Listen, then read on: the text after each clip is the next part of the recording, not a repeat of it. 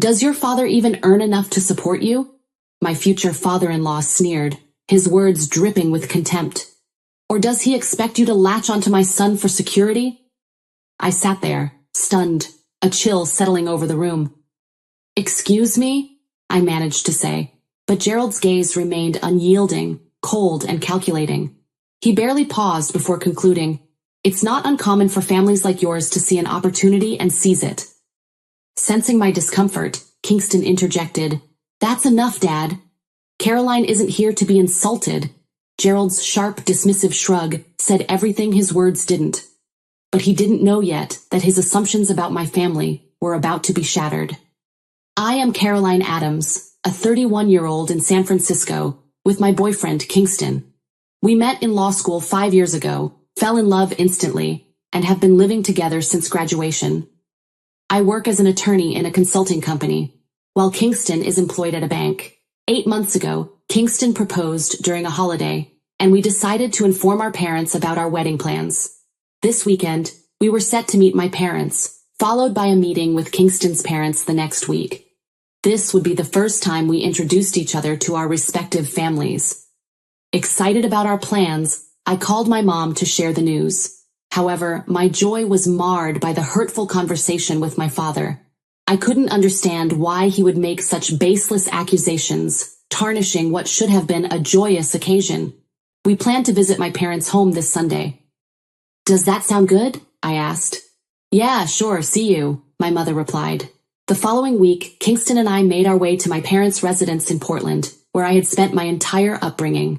My father, Bryson Owen, retired as a judge, and my mother devoted her time to being a homemaker. Kingston appeared somewhat anxious during the journey, but I attempted to reassure him. "Don't worry, my parents are laid back." "Oh yeah, I'll find out today," he muttered. Upon entering the house, my mom eagerly came forward to welcome us.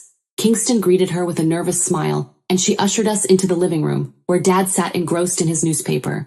Kingston approached him and extended a handshake.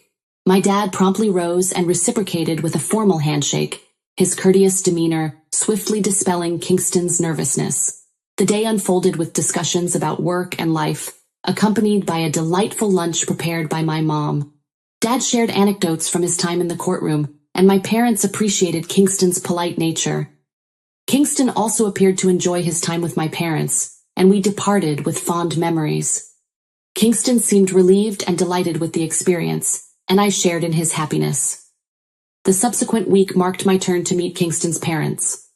Throughout the week, Kingston carried a sense of tension stemming from our upcoming visit with his parents. When I inquired, he simply replied, "You know, I don't get along well with my father."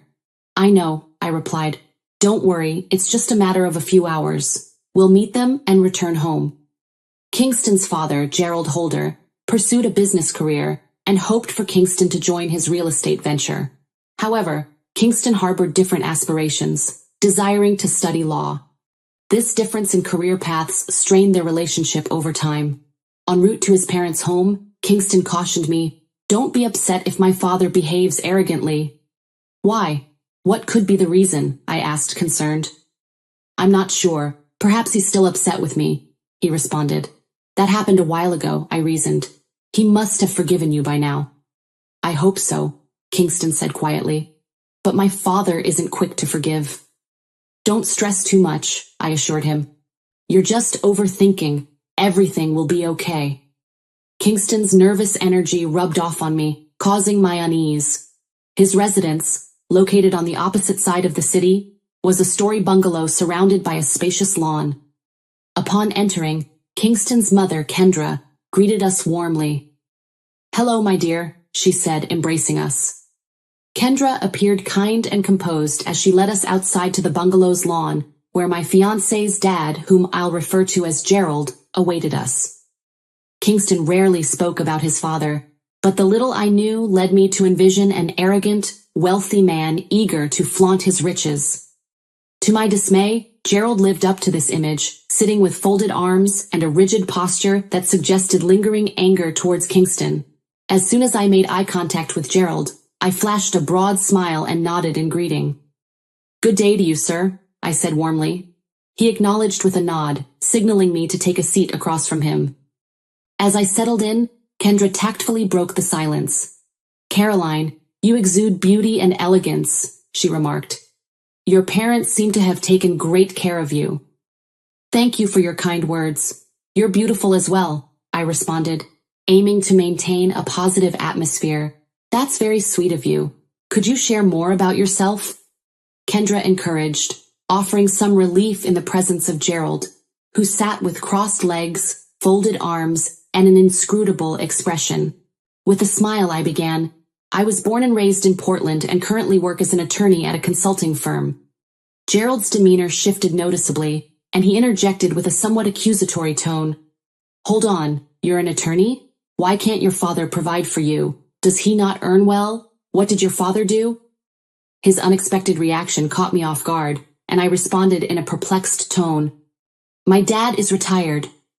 Before I could finish, he cut me off sharply, insinuating that my father might be expecting me to support him in his retirement. Without letting me complete my thought, he passed judgment, leaving me furious. When I sought clarification, he callously insinuated that it's common for impoverished families to manipulate their daughters into trapping wealthy men for inheritance. I was in shock. Did he mean to suggest that my family and I had trapped his son for our wealth? His nonchalant shrug and response were even more shocking. I couldn't fathom someone being so heartless. Gerald's disdain for my financial status made me feel inferior.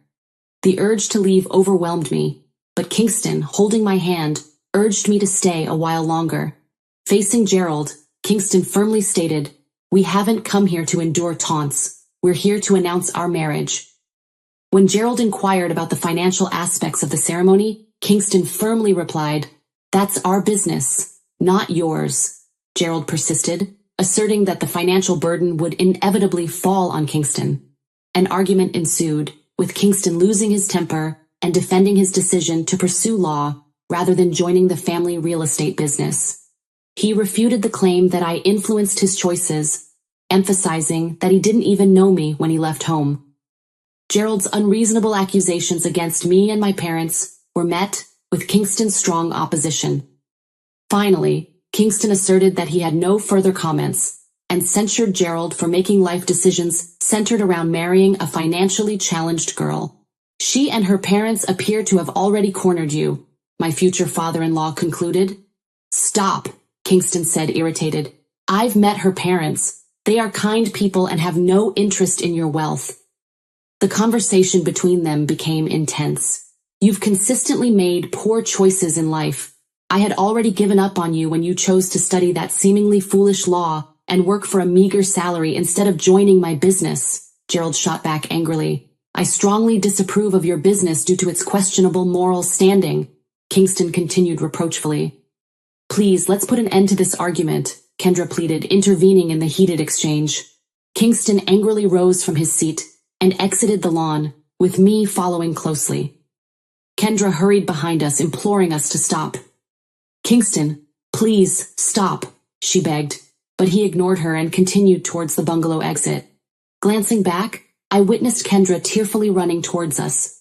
I halted, and she grasped my arms, saying, "Please ask him to stop. The last time he left like this, he didn't meet me for several years." I stood there, feeling a sense of sympathy and remorse for her predicament. She wasn't to blame. She suffered due to her husband's arrogance. "Caroline, please ask Kingston to calm down," Kendra implored. I struggled to find the right words, still upset with Gerald's remarks. Attempting to console her, I replied, "Kingston is upset right now. Once he's in a better mood, I'll ask him to call you." "Yes, please ask him to call me, please," she continued to beg me. "Sure, take care, okay?" I said as I exited the premises. Kendra continued sobbing as I left the bungalow to find Kingston waiting for me inside the car. We drove back in silence, both deeply affected by the events at his father's house. After dinner, Kingston expressed regret over his father's actions. "Sweetheart, I'm truly sorry for how my father treated you. I know his harsh words caused you pain." "Yeah, I understand it's not your fault, but I can't overlook the fact that he's incredibly arrogant," I replied, then added, "How can someone be so rude? I know he's your father and I shouldn't speak ill of him, but he was unkind to me." He has always been a mean person. Unfortunately, my mom has to endure his arrogance, Kingston explained. I wonder how she's put up with your father for all these years, I murmured, shaking my head. Kingston's mom has always been a gentle-hearted woman, and it seems that his dad is taking advantage of her forgiving and caring nature. I empathize with your mother, I added. I also cut off ties with her when I'm angry with Dad. However, she has consistently loved and supported me, Kingston remarked. It is not fair to punish her for your father's mistakes. You should reach out to her now. She was genuinely upset when you left the house in anger, I concluded. You're right. Let me call her. Thanks for supporting me, my fiancé said gratefully. After the call, Kingston had a conversation with his mom, pacifying her. Still in shock, I was concerned that Gerald might insult my parents at our wedding. When Kingston returned after talking to his mom, I shared these concerns with him. He assured me that he would figure something out. As we delved into wedding preparations, I expressed my desire to marry on my parents' wedding anniversary in the same church where they tied the knot. Would you mind if we married on my parents' wedding anniversary? I asked. Initially amused, Kingston later agreed, saying, It's not a big deal. With the date 8 months away, we gradually made preparations, booking a resort in Portland for the wedding dinner. My parents suggested a pre-wedding dinner with Kingston's parents for the families to get to know each other. Both Kingston and I were hesitant, anticipating that Gerald might ruin the gathering. I informed my parents that Kingston's dad was often busy with business travel. Although my father sensed something was amiss with our reluctance for a family get-together, he did not press further. Kingston shared the wedding date and location with his mom, who expressed happiness and excitement. She called me multiple times, showing genuine interest in the wedding preparations. As the wedding date approached, my concern grew about facing Gerald on my big day. Many times I considered asking Kingston not to invite Gerald, but I feared my parents would become suspicious of his absence. Moreover, not inviting Gerald might prevent Kendra from attending, and I didn't want her to suffer because of him. I opened up to my fiancé about my anxiety, saying, Kingston, I'm worried that your father might ruin our big day with his arrogance. What if he insults my family in front of the guests? He smiled and responded, If he does, I'm sure your father would handle him and teach him a lesson. After all, he is a judge and knows how to handle difficult people. When I suggested telling my parents about this, Kingston advised against it, fearing unnecessary stress. Let it be. If anything happens, I'll ensure that my dad doesn't cross his line, he reassured me. Although still not fully convinced, I found assurance in Kingston's words as he looked at me and said, Honey, no matter what happens, I'll always be on your side, so cheer up. His response eased my concerns. I knew my father could handle the situation, as Gerald's arrogant assumption that we were after Kingston's inheritance was untrue. The day before our wedding, we drove to Portland, having booked a hotel for friends and relatives. Kingston's mom informed me that they would come directly to the church for the main wedding. Nervous but excited, I walked down the aisle with my dad, experiencing the happiest moment of my life. During the vow exchange, I noticed Gerald and Kendra entering the church. My parents escorted them to the front row, where Kendra waved happily. Meanwhile, Gerald sat with a grim face. At that moment, I stopped caring about him. I was overjoyed to have my parents with me as I embarked on the journey of marrying Kingston. Everything went smoothly, and after the ceremony, we retired to the hotel for some rest before the wedding dinner. Curious about whether my parents had the opportunity to meet Kingston's parents, I inquired with my mom. She revealed that due to the late arrival of Kingston's parents and the bustling wedding preparations, they only exchanged formal greetings. Concerned, I nervously questioned whether Gerald, Kingston's father, had expressed any concerns. My mom reassured me that Gerald hadn't conveyed anything and seemed rather silent throughout. However, she noted that he appeared upset, which heightened my anxiety. As we gathered for the wedding dinner, I couldn't shake off my unease. When Kingston's parents unexpectedly showed up, Kendra, Kingston's mother, was cheerful and greeted everyone with a warm smile. In contrast, Gerald stood rigid with folded arms, showing no interest in offering congratulations. Instead, he confronted Kingston, expressing dissatisfaction with the decision to hold the wedding at our place rather than theirs. Kingston defended the choice, urging, "Dad, don't spoil the occasion." Gerald, however, accused, "Your family is ruining your life, Kingston, with this extravagant wedding dinner." Kendra intervened, attempting to defuse the tension. Still, Gerald remained adamant, unconcerned about the arriving guests. To salvage the situation, my parents approached Kingston's parents, extending warm greetings and apologizing for the lack of formal introduction at the church. Despite Gerald's apparent disapproval, they maintained a polite conversation. When Gerald finally introduced himself, he highlighted his success, saying, "I run a real estate business with an annual turnover of over $23 million. The strained atmosphere persisted. Gerald interrupted again, commenting on my father's retirement. "Yeah, I know. Caroline mentioned you're retired now. It must be difficult for you," he said, with a hint of condescension. My father, with a hint of humor, responded, "Difficult? Why would it be difficult? I receive a handsome pension from the government for my service. I'm a retired judge, not a retired janitor." Amused by my father's unexpected revelation, Gerald stammered, "What? Are you a retired judge?" "Why is that a surprise?" My father laughed. "Did you assume I was a janitor?" Caught off guard, Gerald turned pale and struggled to find words. No, I didn't assume anything like that. I just didn't know you were in government services." Satisfied with the revelation, my father asked, "Now that you know, do you have anything to say?" "No, I'm good, thanks," Gerald muttered awkwardly. Observing the situation, I noted that Kingston was right about my father's ability to handle Gerald. Gerald, who initially made me feel inferior by assuming my family's financial status, was now taken aback to discover my father's esteemed position as a retired judge at the Portland court.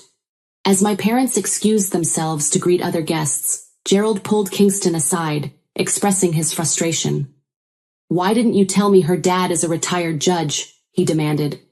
Before I could respond, Kingston interjected, "Excuse us, we want to enjoy our wedding dinner," redirecting the conversation. Gerald's face turned red with anger, realizing he had miscalculated the social dynamics. He had presumed he was the wealthiest at the party, only to find renowned government officials and bureaucrats mingling with my parents. Left with no one to vent his frustration to, he turned to Kendra. The rest of the evening, he feigned a smile during introductions to high-profile guests, but his frustration was evident. Eventually, he left the party early, dragging Kendra with him, leaving her torn between spending time with us and fulfilling Gerald's demands. I couldn't help but feel sorry for her. After a few months, I learned that Kendra had decided to divorce Gerald. Her motivation stemmed from an inability to tolerate his dominating nature. Kingston confided in me. My father didn't initiate the establishment of the business himself. It was inherited from his paternal grandfather, Kendra's father. My husband explained that as his mother was the only daughter, her father entrusted the business to Gerald before retiring to the countryside. Despite Gerald being the face of the business, the true owner was Kendra. Following their divorce, she reclaimed her father's ancestral business from my father-in-law and handed it over to her first cousin. The bungalow, where Kingston's parents resided, also belonged to Kendra's family. After the divorce, Gerald was ousted from this ancestral home and found himself with no place to live. My mother-in-law shared with me, my ex-husband's parents and siblings severed ties with him long ago due to his insulting behavior towards them in light of their financial struggles. And now Gerald, having burnt bridges with his family, is making a living through odd jobs. Despite his predicament, I find it hard to feel sympathy for him, given the damage he caused to his relationships due to his shallow and arrogant nature. It appears that he entered into marriage with Kendra solely for her wealth, and his subsequent behavior suggests a projection of his greed onto others.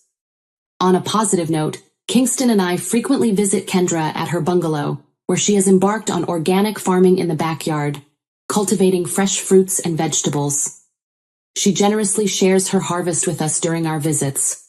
Witnessing her independent and content life, unaffected by her former husband's cruelty, brings me joy. My husband and I too are enjoying a happy and prosperous life together.